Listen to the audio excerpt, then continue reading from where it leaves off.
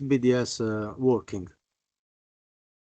Well, it definitely is, because despite the genocide, and it's very hard to celebrate 20 years of BDS. On the 9th of July, it will be the 20th anniversary of the BDS movement.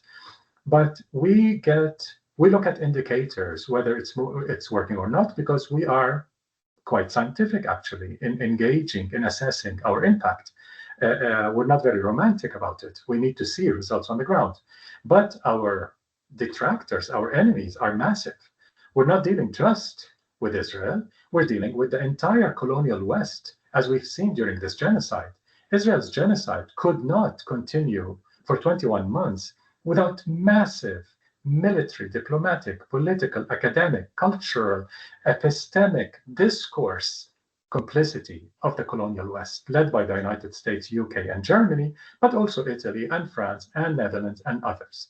F-35 jets that are destroying Palestinian lives have parts made in dozens of countries, including most of Europe. So the complicity is so deep, the financial institutions, the insurance institutions, the high-tech companies, and so on and so forth.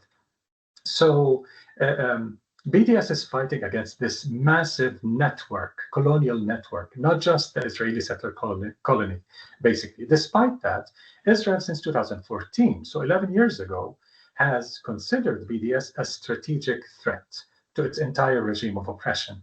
Why would a nuclear power that has hundreds of nuclear bombs and extremely well funded by the US and Europe, why would it consider a human rights movement to be a strategic threat of the first order? It's because it works. As one Israeli general once said in facing popular resistance to Israel's walls and settlements, he said, "We don't do Gandhi very well." He meant we don't know how to deal with Palestinian popular resistance, nonviolent resistance. We use tanks and we use jets, but we don't know how to deal with this form of nonviolent resistance that's anti-racist, and that's inspiring and attracting support from especially young people around the world, including young Jewish people around the world, are really increasingly supporting BDS. So it's clearly working at the economic level, academic level, cultural level. Just look around in Europe today. 2 years ago, we had no university across Europe cutting ties with Israel, none, zero. We just had one university in South Africa 14 years ago, cut relations with Israel, and that's it. Today, in this 20 months of genocide, we've seen so many universities cut financial ties and or academic ties with Israel or with companies involved in Israel's crimes. In the cultural sphere, thousands of writers, publishers have joined the cultural boycott of Israel, which is institutional, like the academic boycott.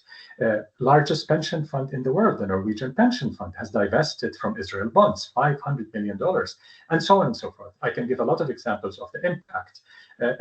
So definitely it is working, and it is gaining a lot of traction across the globe. Does it work more, the cultural boycott or the economic boycott? I would say the cultural boycott is growing at a faster rate. The economic boycott just began to be very effective in the last few years. We've always had economic successes as well. In 2015, we forced the French conglomerate Veolia to abandon entirely its illegal projects with Israel completely.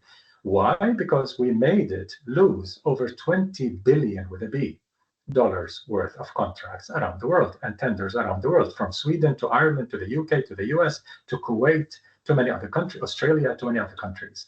So it's been working. But in the last 20 months of Israel's ongoing genocide, BDS has exposed the level of corporate complicity in Israel's crimes.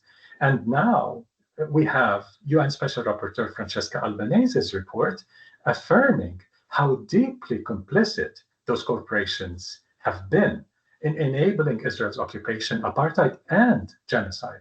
Not just the military companies, the obvious ones, but also the tech companies like Microsoft, Google, Amazon, Palantir, and IBM, and so on.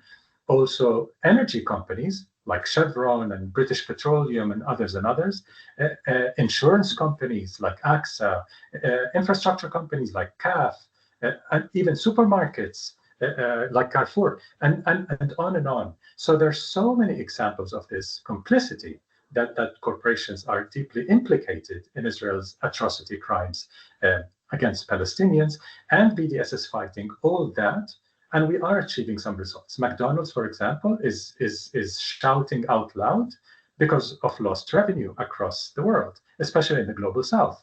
Microsoft has begun to feel the hate of BDS. Other companies like Intel, one of the largest tech companies, had to abandon a $25 billion project in Israel, which it planned to invest in the beginning of the genocide. But BDS played our role, not the only role, but our role in pushing Intel to cancel that project.